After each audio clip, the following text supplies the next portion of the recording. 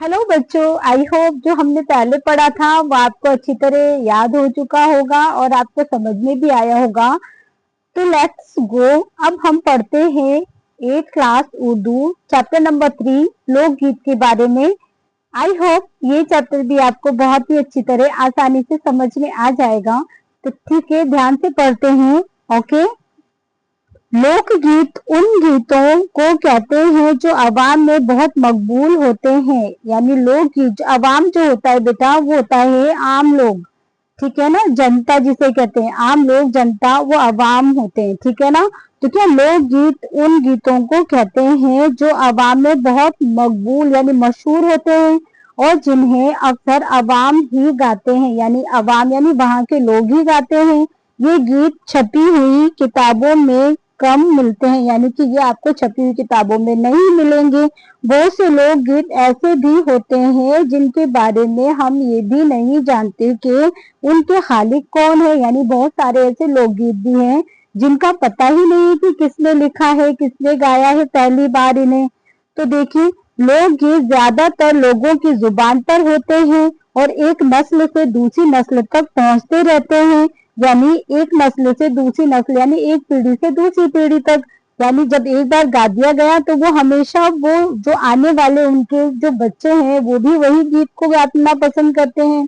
लोकगीत अवामी जज्बात, उमंगों और तजुर्बों पर बंदी होते हैं। यानी उन्हीं पर उन चीजों पे बने होते हैं, इसीलिए वो किसी गिरबा या कौम की आवाज होते हैं।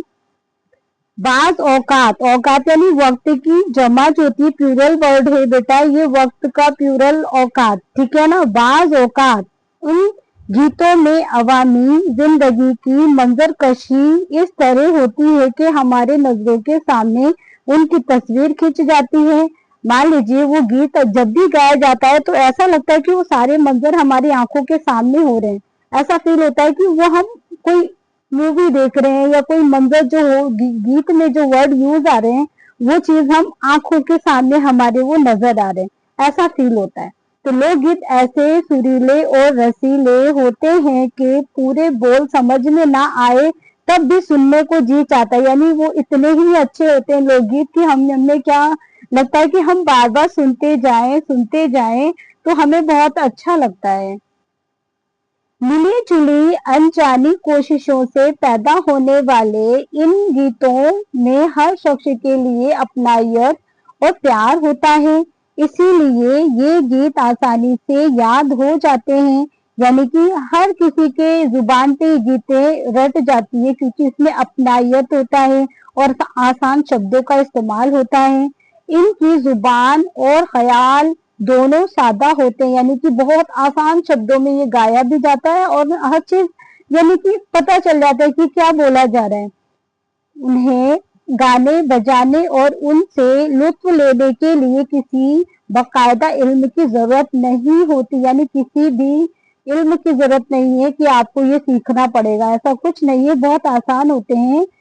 यही वजह है कि उनकी मौजूआत में आम जिंदगी की झुल्कियों की जगह खेत यानी खेत खलियान, बैल, गाय, नदी, नाले, पनघट, कुएं, तालाब, मेलों, ठेलों और पैदाइशी से लेकर मौत तक हर किस्म किस्म का जिक्र मिलता है। यानी कि इसमें ये आम जिंदगी में जो चीजें होती है उन्हीं सब चीजों को लेकर गाया जाता है, जैसे कि खेत के बारे में, खलियान के बारे में, बैल, गाय, नदी नाले के बारे में, यानी कि तालाब के ऊपर गीत गा दिया या कोई मेले ठेले का मंजर बता दिया।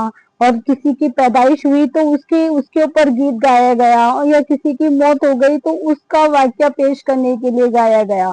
ठीक है ना। उन्हें गाने के लिए बहुत से साजों की जरूरत नहीं होती है। साजों यानी कि कोई म्यूजिक के लिए कोई चीजों की जरूरत नहीं होती है उन्हें गाने के लिए। बस एक सारंगी हो जाए या बांसुरी, आप तो जानते हैं बांसुरी, एक तार जिसमें एक तार होता है, घड़ा, घड़ा जानते ही है, ढोल या एक ढोलक ही काफी। यानी कि कोई भी एक चीज हो तब भी आपका काम हो जाएगा। ठीक है ना। ये किसी भी साज पर गाए जा सकते हैं और बगैर साज के भी गाए जा सकते हैं। यानी जरूरी नहीं कि किसी साज को गाने के लिए आपको किसी चीज की जरूरत हो, ऐसा भी नहीं है। ठीक है। ठुमरी, दादरा, कजरी ये सब लोकगीत के अपने अंदाज हैं। 12 मासा भी इसकी मशहूर शक्ल है। यानी कि 12 महीने जो होते हैं ना, उनमें भी हर महीने पे इनके लिए गीत है। ठीक है ना, गीत है 12 महीने, जो सर्दी, गर्मी, बरसात, कुछ भी फंक्शन फंक्शन के तौर पे ये गीत गाते हैं। जहाँ लोक गीत है वहाँ जिंदगी से प्यार है। सही है। संगीत है तो जिंदगी जीने का मजा ही कुछ और होता है, और बिना संगीत के तो लाइफ बिल्कुल बेरंग होती है ना, जिंदगी बेरंग होती है। इसलिए संगीत यानी लोकगीत भी लोग अपने मनोरंजन के जो तरीके अपनाते हैं उनमें ये सारी चीजें आ जाती है। ठीक है ना। जाड़ों की ऋतु में अलाव के आसपास बैठे हुए बचपन के साथी किसी जाने पहचाने गीत में सोए हुए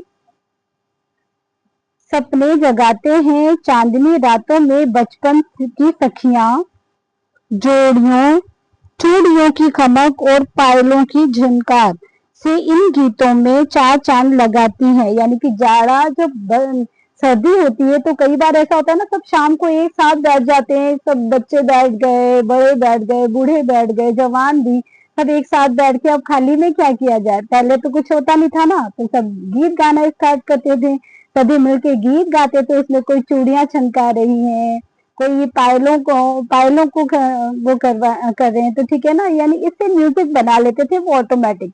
जब फसलें पकती थी, यानी फसल जब पक जाती थी, तो जब फसलें पकती है और अनाज की सुनहरी बालियां दिलों में उमंगे जगाती है, तब लोकगीत खुशी से झूम झूम कर लोग जो है ना खुशी से झूम झूम कर नाचते और गाते हैं। यानी कि जब फसल पक जाती है तब भी लोग क्या करते हैं, झूम झूम कर वो क्या करते हैं, नाचने लगते हैं। तो आई होप आपको यहाँ तक समझ में आया होगा। और बहुत ही आसान शब्दों में मैंने आपको बताया कि लोकगीत ऐसे गीत है जो कि हर शख्स की जुबान पे ये बहुत आसानी से गाया जाता है, और ये हर खुशी का इजहार ये अपने गीतों के से करते पेश करते हैं। यानी कि कुछ भी हो, किसी की पैदाइश हुई या किसी की शादी हुई या किसी का की यानी कि मौत हो गया, या किसी भी यानी कोई किसी भी घर में कोई खुशी हुई या कोई फसल पकी या बारिश हुई, तो हर मौसम में गीत गाने का रिवाज था, और वो आवाम ही गाते थे अपने अपने ही साज में, अपने ही आवाज में, अपने ही बोल होते थे। जैसे कि आपने एक वो लगान मूवी देखी है ना बच्चों, उसमें गाना है ना, जब बारिश होती है तो वो सभी मिलके गाते हैं, काले मेघा बादल तो बरसा दे। तो देखिए ये भी वहाँ का क्या है, लोकगीत ही था, जो सारे गांव वाले मिलके वो गाना गाते हैं और फिर बारिश होती है। तो आई होप आपको ये चैप्टर पसंद आया होगा और बहुत ही आसान शब्दों में आपने पढ़ा है, और मैं भी चाहती हूँ कि आप पढ़े और आगे बढ़े। Thank you. और अच्छा लगे तो कमेंट्स करना, और हम किसी चीज की कमी हो तो वो भी बताना। ओके, थैंक यू बेटा।